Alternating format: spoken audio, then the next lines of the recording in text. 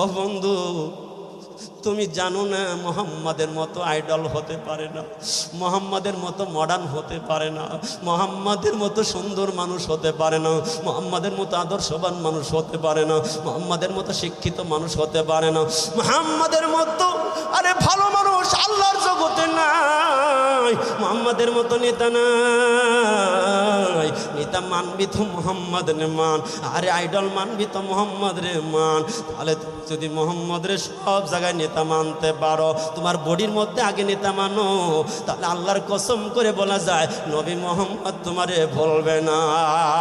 এই দুনিয়ার নেতা এই বিপদে পড়লে হেলিকপ্টার নিয়ে পালা যায়, তাদের আরে দলের আমার ভাইরা কর্মীর চিন্তা করে না কোথায় যাইবে কি হবে, এটা চিন্তা করে না। কিন্তু আমার নবী কিয়ামতের ময়দানে টেনশন করবেন, টেনশন করবেন, একবার হাউজে কাউসারে দৌড়াবে, একবার পুলসরাতে দৌড়াবে, আরে উম্মতের জঘন্য পাগল পারা হয়ে যাবে। আল্লাহর নবী সিজদায় পড়ে যাবে, সিজদায় পড়ে যাবে। আল্লাহ তাআলা খুশি হইয়া এবার বলবে ইয়া নবী রিফারাসকা, মুহাম্মদ আপনি আপনার মাথা উঠান, শাফিনি, হে আল্লাহর নবী আপনি সুপারিশ করেন, আমার কাছে সুপারিশ করেন। তুষাফা আপনার সুপারিশ গ্রহণযোগ্য হবে, আজকে কবুল করা হবে। যার ব্যাপারে আপনি সুপারিশ করবেন সবার ব্যাপারে সুপারিশ গ্রহণ করা হবে। এই জন্য এখন যদি নবীর সৈনিক হতে চাও, কে কে আসো আর জীবনে অন্য কাউরে নিতে মানব না, আমার এই বডির মধ্যে সর্বপ্রথম আমার নবীর আর আইডল মানব, আজকের থেকে আর নবীর কলিজায় আর আঘাত করব না। কে রাজি আছো দুই হাতটা দেখা দে, আজকে থেকে এখন থেকে নিয়ত করো আর জীবনে মুখের মধ্যে খুর লাগাইবা না, কাটবা না, ছাটবা না, এক মুঠ হওয়ার আগে কাটবা না, ছাটবা না। কে রাজি আছে দুই হাত দেখা দাও। আল্লাহ তাআলা আমার কাজ ছিল হাত উঠে দেওয়া, হিদায়াত জানি না কার দিলের মধ্যে ঢুকবে। আল্লাহ আল্লাহ যারা ইখলাসের সাথে বলেছে আল্লাহ তাদের অন্তরের মধ্যে আল্লাহ হিদায়াত দিয়ে দাও, আল্লাহ কবুল করে দাও, কবুল করে নাও। ইতিপূর্বে যত গুনাহ হয়ে গেছে তার জন্য তওবা করে নেই, আল্লাহ পাক তওবাকে কবুল করেন, বলুন আমিন।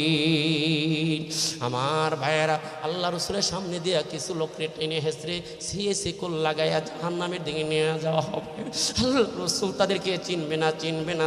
দেখা যায় ইমানের বাতিটা ফিউজ হয়ে গেছে, একবার নেবে একবার জ্বলে, আরে কারারে কারারে এদেরকে জাহান্নামের দিকে শিকল লাগায় নিয়ে যাওয়া হয়। কিন্তু জাহান্নামের ফয়সালা তো হয়ে গেছে, এবার কেমনে সেখানে হস্তক্ষেপ করবে? আল্লাহর নবী তখন ঘুরবে আর দেখবে কারা এরা, কারা এরা, কারা চিনবে না। কিন্তু কাছে গিয়ে দেখবে এই লোকগুলো তো আমার উম্মতের মতো মনে হয়, এরা তো আমার উম্মতের মতো মনে হয়, এরা তো আমার উম্মতের মতো মনে হয়।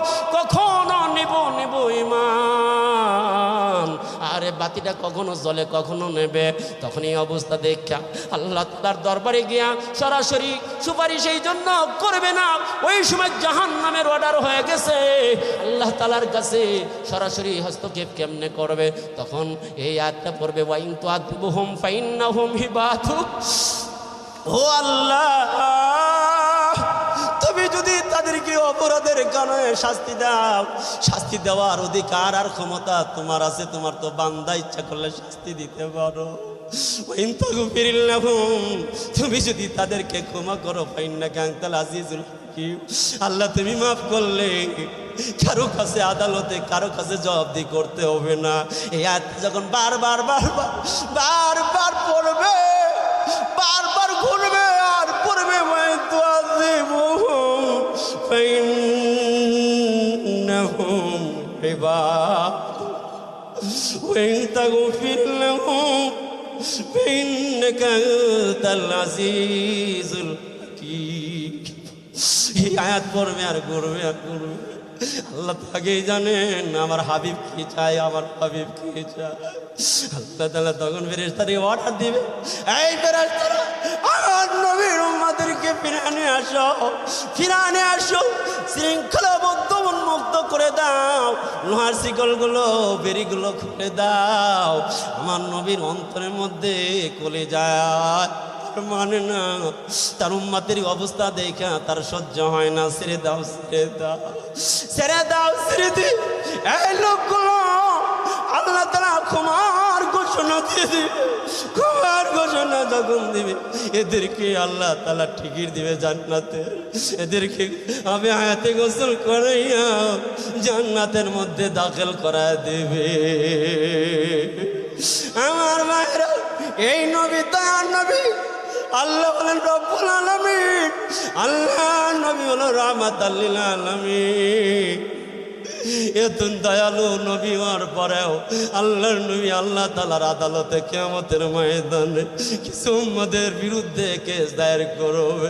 ওয়াকালার রাসূল, আল্লাহ রাসূল ডেকে বলে, ইয়া রাব্বি ইন্না কওমি ইত্তাখাযু হাযাল কুরআনা মাহজুরা।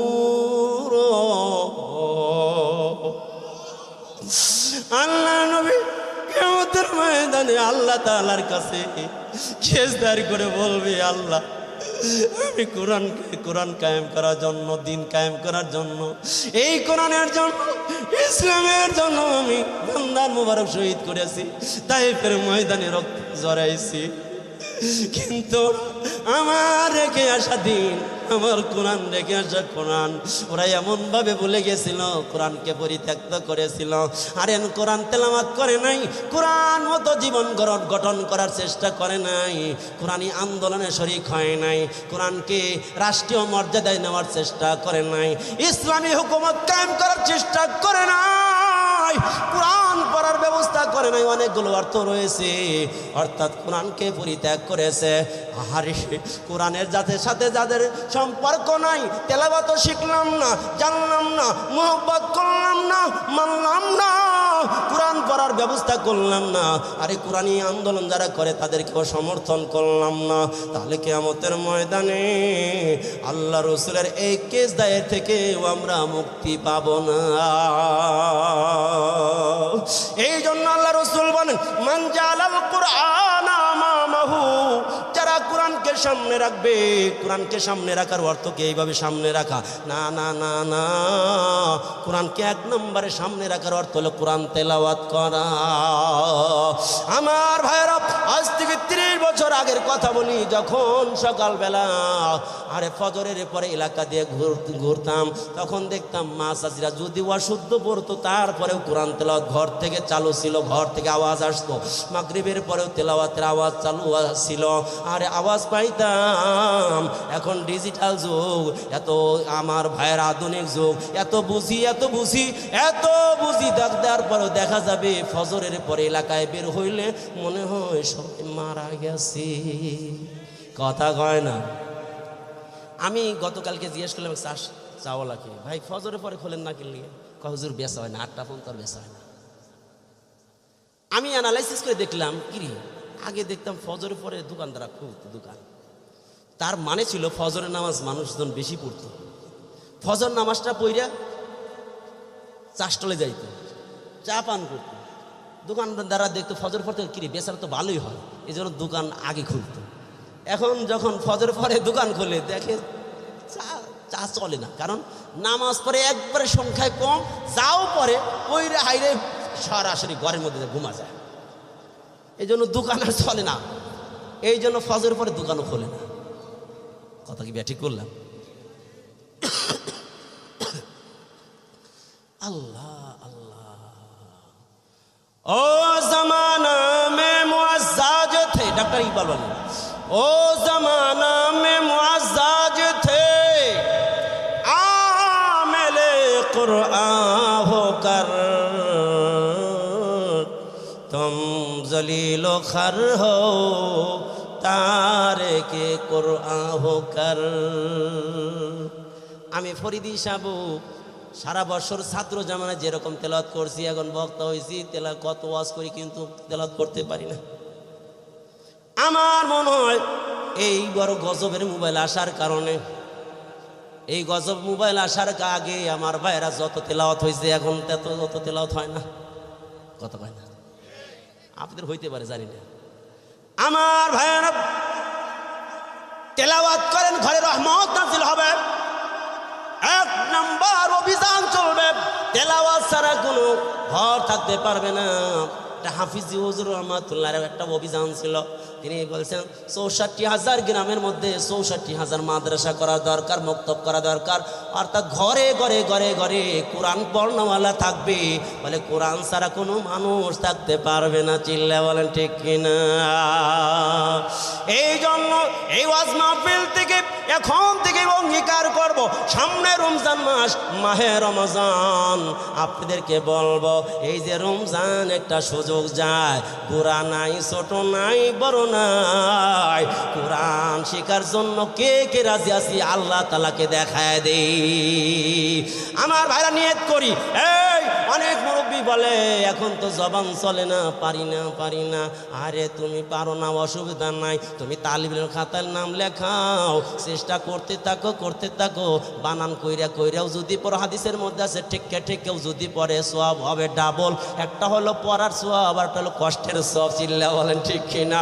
আমার ভাইয়েরা, ও বন্ধু, মান খারাজা ফি তালাবিল ইলমি ফাহুয়া ফি সাবিলিল্লাহ হাত্তা ইয়ারজিআ। বুখারী শরীফের মধ্যে আমার ভাইয়েরা রিওয়ায়াত আছে, কেউ যদি ঘর থেকে বের হয় ইলম শেখার জন্য, কোরআন শেখার জন্য, যতক্ষণ পর্যন্ত ঘরে না আসবে, আরে দিন কায়েমের জন্য তাজা বুকে রক্ত দিয়া জিহাদের ময়দানে যারা চেষ্টা করছে, তাদের মতো সে আল্লাহর রাস্তায় আছে। এই জন্য কোরআন শিখবো তো ইনশাআল্লাহ। আরো জোরে আমার ভাইয়েরা, এই যে আয়াত পড়েছিলাম, এই দুনিয়ার মধ্যে বন্ধু আল্লাহর নবীকে নবী হিসাবে মানতে হবে এবং শেষ নবী মানতে হবে।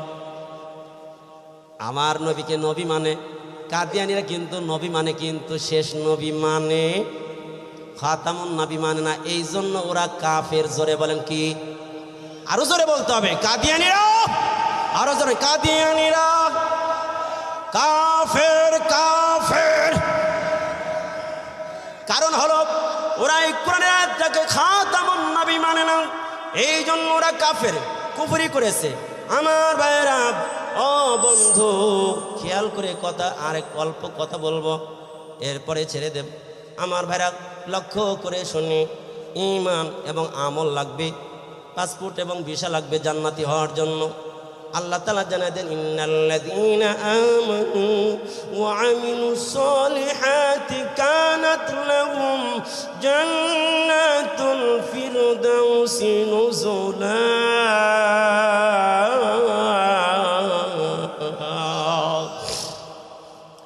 আল্লাহ তাআলা বলেন, ইন্নাল্লাযীনা আমানু, যারা ঈমান আনবে, ওয়া আমিলুস সলিহাত, নেক কাজ করবে, এই দুইটা কন্ডিশন যাদের মধ্যে থাকবে, সহি ঈমান থাকবে, সহি আমল থাকবে, আল্লাহ তাআলা বলেন এদেরকে দেব। তাহলে কন্ডিশন কয়টা? একটা হলো পাসপোর্ট আর ভিসা। পাসপোর্ট আর ভিসা ঠিক আছে না, না লাল দাগ লেগে গেছে। আমার নবী মুহাম্মদ সাল্লাল্লাহু আলাইহি সাল্লামের সিগনেচার লাগবে প্রত্যেকটা আমলের মধ্যে। আমার ভাইরা বলেন দেখি, আমি যদি মাগরিবের নামাজ 3 রাকাত অথবা সফরের মধ্যে আসি, কসরের মধ্যে আসি, আসরের নামাজ 4 রাকাত কিন্তু পড়তে হবে কসরের কারণে, কয় রাকাত? 2 রাকাত। এখন আমি যদি মাতবাড়ি কইরা পড়ি, আমি টাইম আছে 4 রাকাত নামাজ, কি হইব? কথা বলে না হইব? কেন হবে না? আমার নবীর অনুমোদন নাই, আমার নবীর সিগনেচার ওই আমলের মধ্যে লাগবে না। বলে আমার নবীর আমলের লগে না মিললি আমার নবীর সিগনেচার লাগবো না। আমার নবীর সিগনেচার যে আমলের মধ্যে লাগবে না, ওই আমল আল্লাহ তাআলার দরবারে গ্রহণযোগ্য হবে না। আমার ভাইয়েরা, 5 শ্রেণীর মানুষ কি পাবে না? জান্নাত পাবে না। একটা হলো স্থায়ীভাবে জান্নাত পাবে না, সেটা হলো যারা কুফর করবে। মান কাফার বিল্লাহ, আল্লাহর সাথে যারা কুফরি করবে, ওয়া মান আশরাকা বিল্লাহ, যারা আল্লাহর সাথে শিরক করবে, তারা স্থায়ীভাবে তাদের একই ভিসা ক্যান্সেল হয়ে যাবে, জান্নাত পাবে না।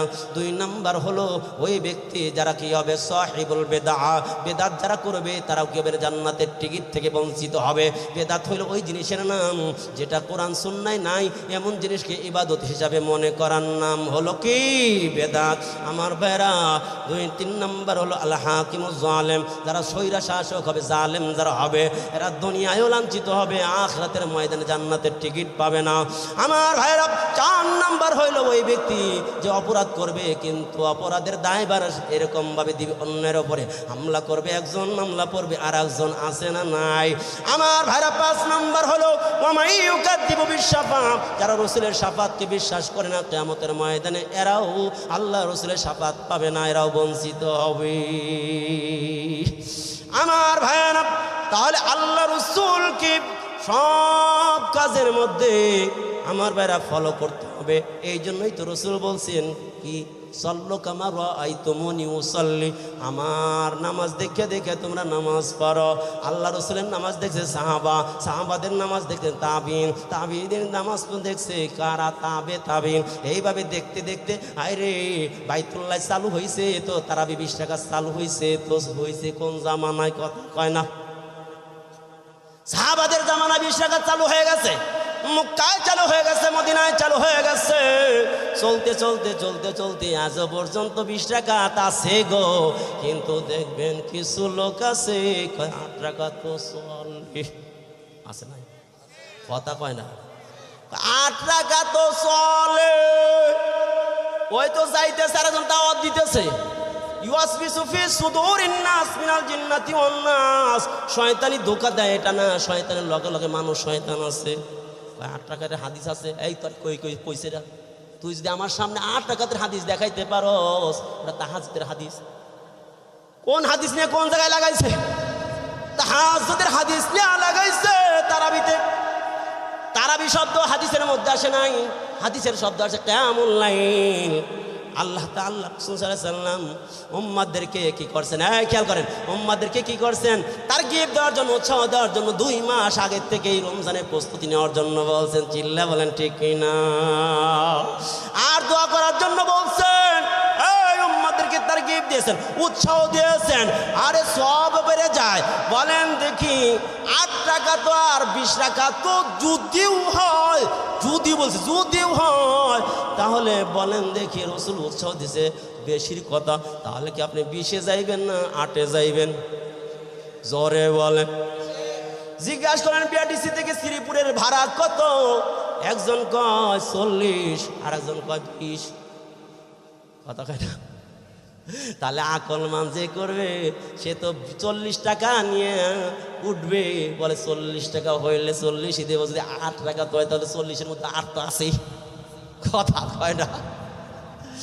আমার ভাইরা 20 যদি থাকে আরো 12 তো, আরে 8 যদি হয় তারপরেও তো বলেন দেখি নফল হিসাবে বাকি 12 থাকবো কি থাকবো না।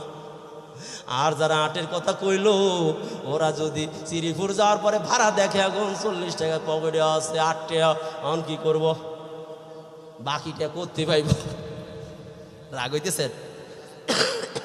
এটা হলো বেশি বুঝুন না গ্রুপের কথা বলতেছি, বুঝলেন না, বেশি বুঝুন না গ্রুপ।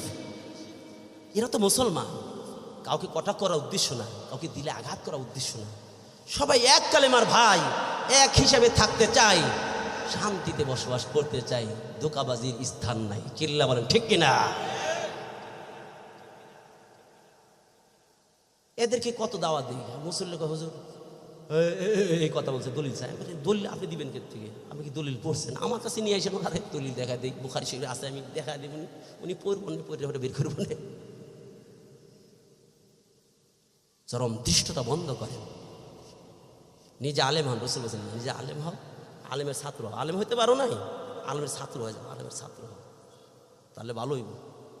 আলেম থেকে দূরে থাকবা, যত আলেম থেকে দূরে থাকবা ইসলাম থেকে তত দূরে সরবা, চিল্লা বলেন ঠিক কিনা।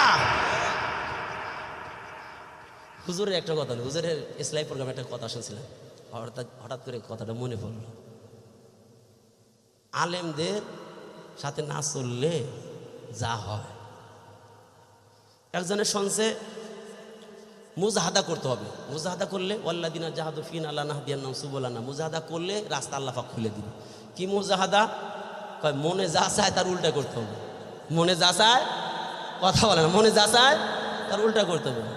আমার খালি কি আতর ব্যবহার করতে মন চায়, সুঘ্রাণ নিতে মন চায়, তাহলে এর বিপরীত কি নিতে হবো? তাহলে দুর্গন্ধ কি, আমার পায়খানা পুতলা বানা মাথার লগে ঝুলে রাখছে, মাথার বাইর দেয়া, টুপির লগে বাইর দেয়া, নাক পর্যন্ত ঝুলে রাখছে। আমার এলাকার লোকজন বলছে ভাই এই অবস্থা কেলি, মুজাহাদা করতেছি। মুজাহাদা হইতেছে না পায়খানার গিরান শুকতেছে? কিল্লে এরকম হইলো, আলেমদের মাধ্যমে মুজাহাদা করতে হবে। মুজাহাদা কি জিনিস এটাই বোঝে না, কিল্লা বলেন ঠিক কিনা? বুঝতে হবে মুজাহাদা কোন জিনিস।